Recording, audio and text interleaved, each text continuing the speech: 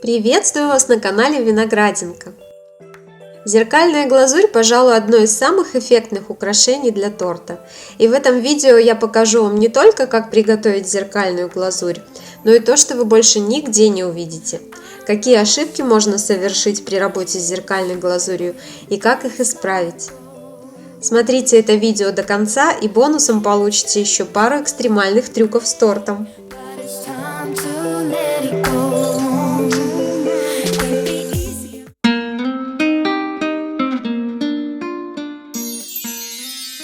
Начнем с рецепта.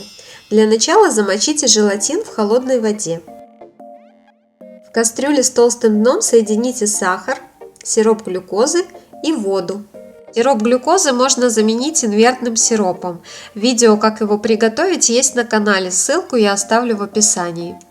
Шоколад поместите в стакан от блендера и взвесьте необходимое количество сгущенки. Варите сироп на среднем огне и вначале немного помешивайте, чтобы сахар быстрее растворился. Когда сироп начинает закипать, мешать уже не нужно. Варите до температуры 103 градуса. Снимите кастрюлю с сиропом с плиты и добавьте сгущенку. Хорошенько перемешайте.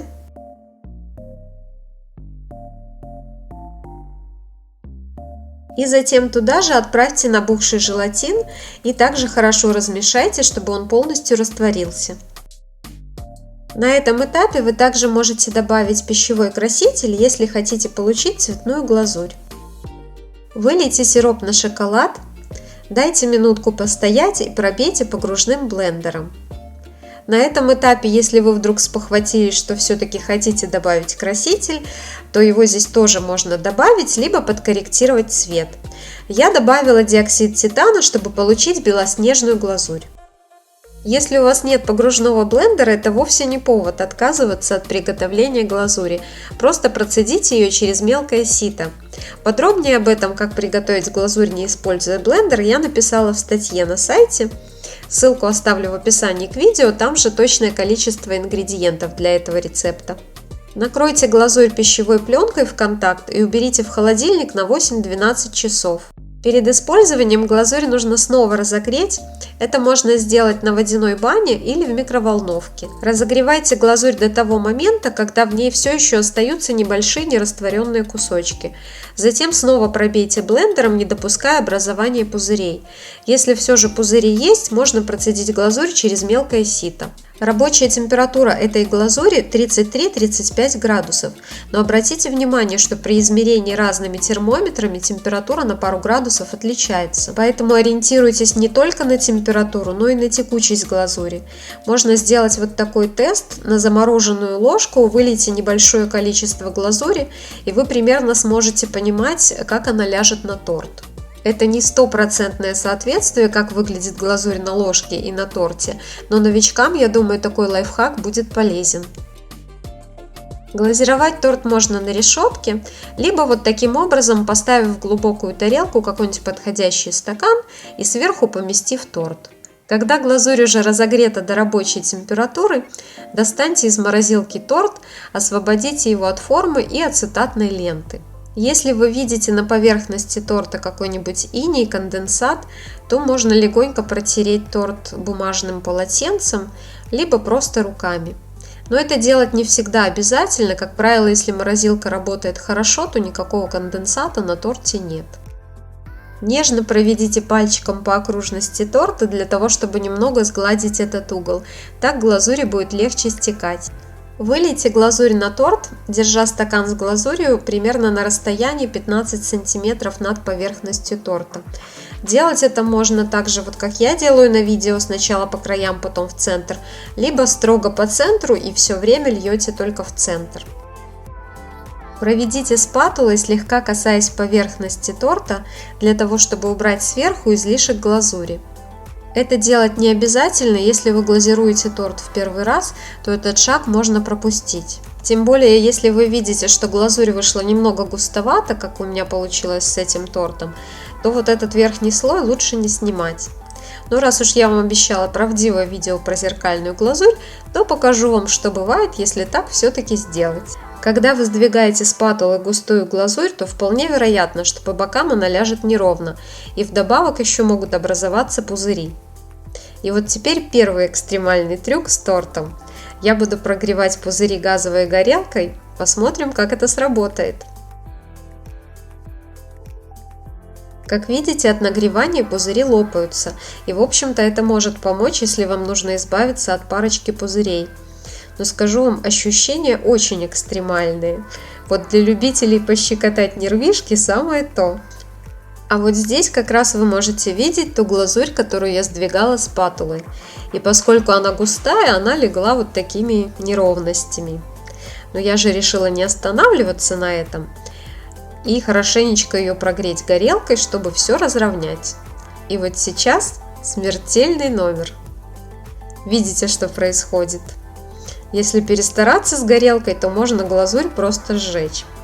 Поэтому все эти трюки повторяйте только если вы точно уверены, что вам не жалко испортить торт.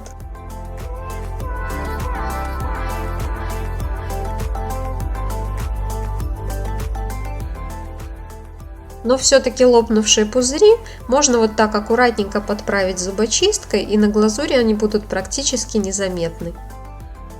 Когда глазурь перестала стекать с торта, аккуратно ножиком или спатулой подверните подтеки, для того чтобы низ торта был ровным и аккуратным.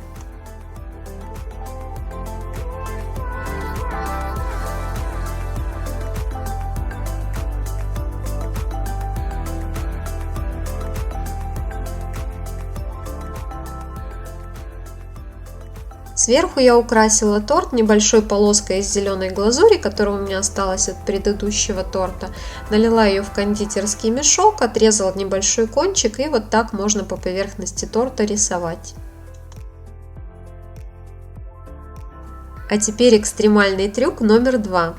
Как перенести заглазированный торт на подложку и желательно при этом ничего не испортить. И тут, как говорится, следите за руками, потому что лучше один раз увидеть. Я беру торт, помещаю его на спатулу. Спатула должна быть достаточно жесткой, чтобы она не гнулась под весом торта. Подложку кладу на край стола. Я так достаточно ее сдвигаю на край, но вы можете ее положить, чтобы она практически полностью была на столе. Теперь нужно прицелиться так, чтобы поместить торт по центру подложки, чтобы со всех краев оставалось одинаковое расстояние. Помещаю нож между тортом и подложкой. На ноже держу торт, а спатулу аккуратно достаю. Затем отгибаю краешек подложки и извлекаю нож. Как видите, ничего сложного, хотя в первый раз, когда вы это делаете, может быть немножко страшновато.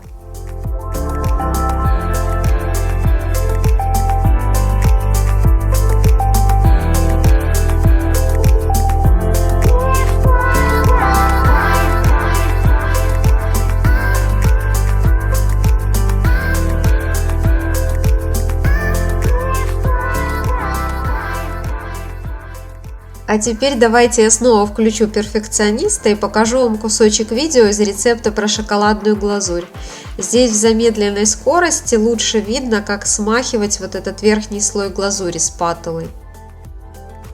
Этот навык вам пригодится, если вы решите сделать глазурь с такими вот цветными разводами, либо глазурь с эффектом леопарда. В следующих видео я расскажу, как это сделать. Подписывайтесь на канал и жмите колокольчик, чтобы не пропустить.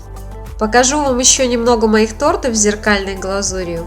Вдохновляйтесь, готовьте с удовольствием, ставьте лайк и до встречи в новых рецептах.